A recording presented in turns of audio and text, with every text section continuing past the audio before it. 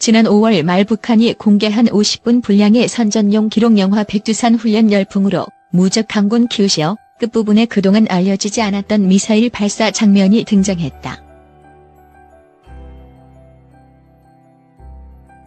2에서 3초간의 짧은 시간에 이 미사일이 멀리 떨어진 북한 함정에서 발사되는 모습, 원통형 발사관에서 튀어나가는 모습이 방영됐다.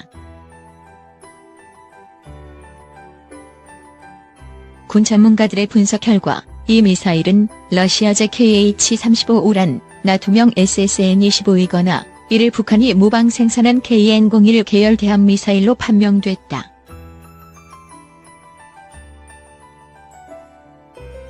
KN-01은 원래 해안에서 적 함정을 공격하는 지대함 미사일 형태로 여러 차례 시험 발사가 이루어졌지만 함정에 탑재하는 함대함 변형도 개발된 것으로 알려져 있다.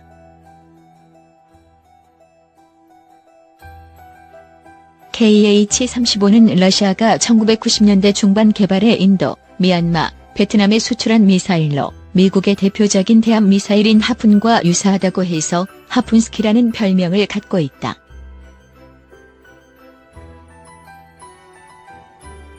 길이 3m 85cm, 무게 480kg, 탄두 중량 145kg, 직경 42cm이고 최고 속도는 음속에 미치지 못하는 마하 0.8이다.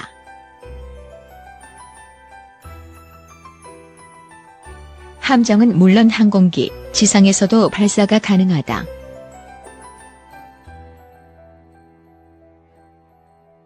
최대 사거리는 130km가량이고 전파 교란도 어느 정도 견딜 수 있는 것으로 알려져 있다.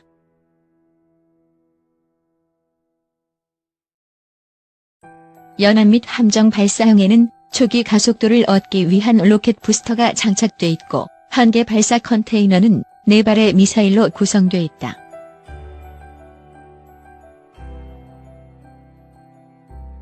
북한이 보유한 미사일은 러시아가 아닌 제3국을 통해 몰래 들여온 뒤 이를 모방 생산했을 가능성이 큰 것으로 분석되고 있다.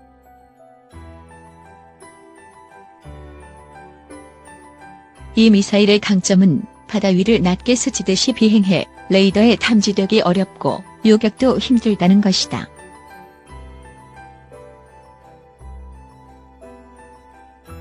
KH-35는 15m 정도의 고도를 초속 300m로 비행하다가 목표물에 가까워지면 3에서 5m까지 고도를 낮춰 기습적으로 공격할 수 있다.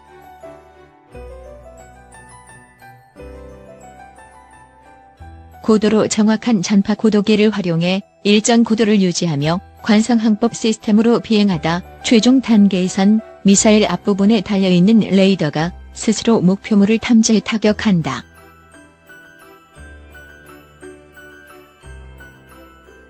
문제는 이렇게 낮게 비행하고 전파 방해에도 강한 북한 대함 미사일이 지금까지 없었다는 점이다.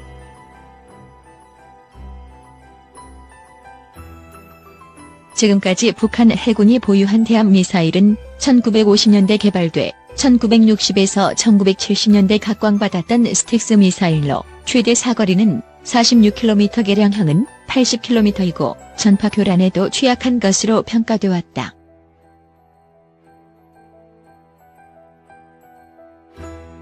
우리 해군의 이지-3과 3,000에서 4,500톤급 한국형 구축함 등 신형 함정에는 이런 미사일을 요격하거나 교란할 수 있는 고속기관포와 전자전 장비가 탑재돼 있다.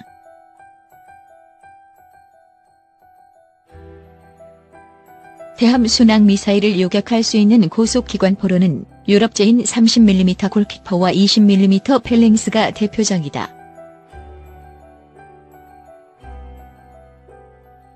전자전 장비로는 국산 소나타가 장착돼 있다.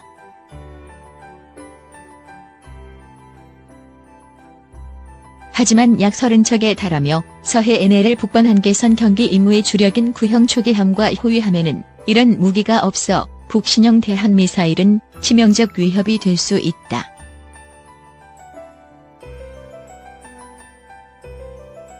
구형 초기함과 호위함에는 레이더로 유도되는 미사일을 교란하는 체부를 살포하는 장비가 있지만 이런 장비는 구형 스틱스 미사일에는 효과가 있을지 몰라도 신형 대함 미사일에는 효용성이 떨어진다는 평가가 많다. 이에 따라 군에서는 구형 초기함과 호위함은 이 신형 미사일을 사거리 밖에서 작전하는 등의 대책을 수립한 것으로 알려졌다.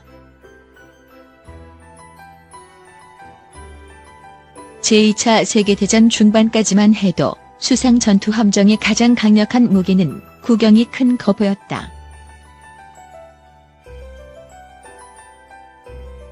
일본은 직경 46cm 거포를 가진 사상 최대의 전함 야마토와 무사시를 건조하기도 했다.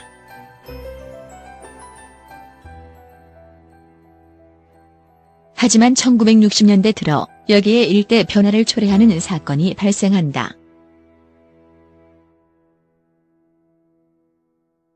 제3차 중동전 중이던 1967년 10월 21일 이집트의 포트사이드항 인근에서 무력 시위 중이던 이스라엘 구축함 에일라트 1730톤 금을 향해 4발의 미사일이 날아왔다. 1960년대 중반에 이집트 해군이 구소련으로부터 도입한 고막급 미사일 고속장에서 발사된 스틱스 함대함 미사일 SSN-2였다.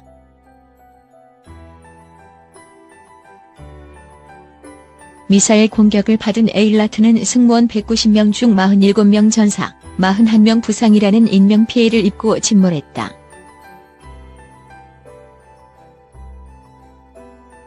(100톤도 안 되는 소형 미사일정이 2000톤에 육박하는 함정을 격침한 건 다윗이 골리앗을 쓰러뜨린 거였다.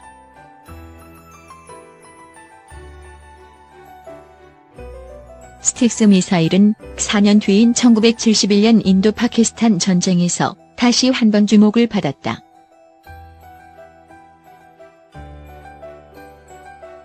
인도 해군이 발사한 13발의 스틱스 미사일 가운데 12발이 파키스탄 함정에 명중된 것이다.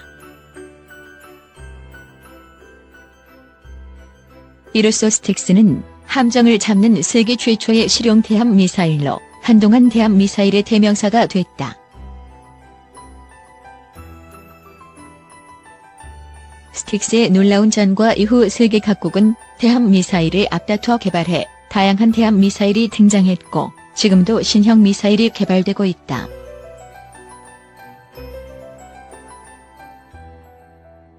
그중 대표적인 것으로 미국의 하푼, 러시아의 3M80선번, 프랑스의 액조세다.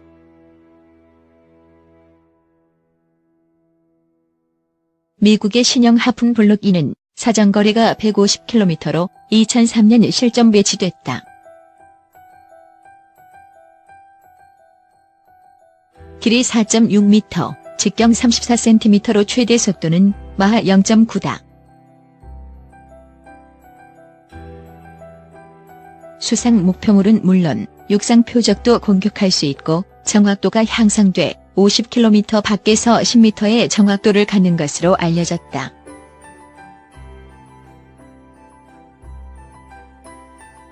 러시아의 3M80선번은 초음속으로 비행해 요격이 힘들고 강력한 파괴력을 가져 항공모함 킬러로 불린다.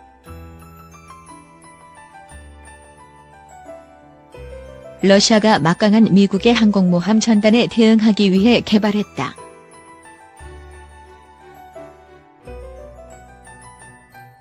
수면 위 7m의 낮은 고도에서 마하 2.5의 초음속으로 비행하고 공격 직전에 적 함정의 단거리 대공 미사일 공격을 회피하기 위한 급격한 기동을 한다. 5,000톤급의 대형 함정도 단 한 발로 무력화할 수 있다.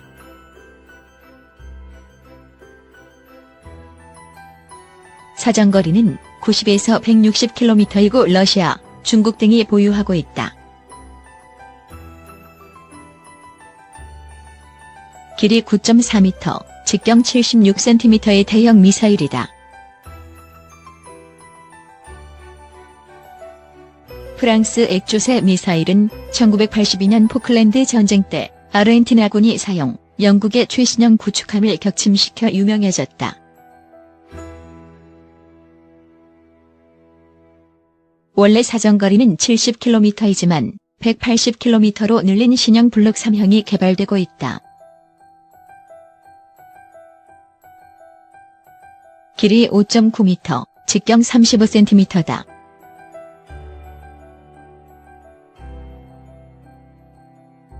우리 해군의 경우 미국제 하푼과 프랑스제 액조세 미사일을 도입해 구축함, 호위함, 고속함에 탑재해왔으며 2003년 이후 국산 대함 미사일 해성을 배치하고 있다.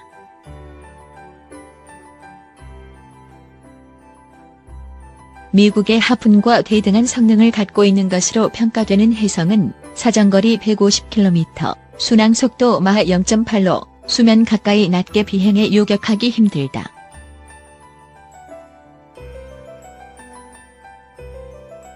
전파 방해에도 강해 북한의 신형 대한 미사일 KH-35보다 우수한 것으로 평가받는다.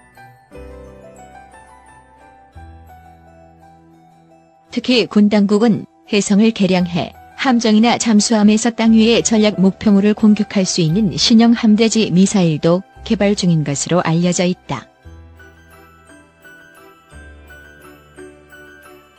해군은 20일 독도 인근 동해상에서 북한 잠수함과 수상 함정에 대응한 미사일 및 어뢰 실사격 훈련을 실시하면서 국산 해성 미사일 한 발도 발사했다.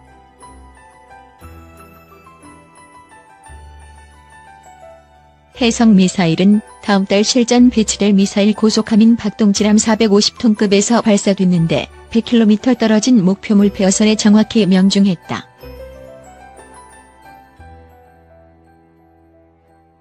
이날 훈련은 특히 일본이 독도 주변 자신들 영해가 훈련 구역에 포함됐다며 훈련 중단을 요구하는 입장을 19일 공식적으로 밝힌 터여서 더욱 주목을 받았다.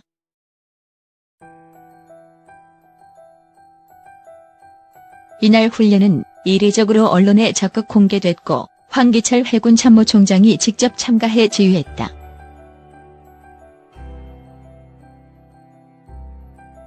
이는 최근 북한이 김정은의 동해안 잠수함 기지 방문 및 로미오급 1800톤급 잠수함 탑승 장면을 공개하며 적 함선의 등허리를 무자비하게 분질러 놓으라고 위협한 데 대한 대응 차원으로 분석된다.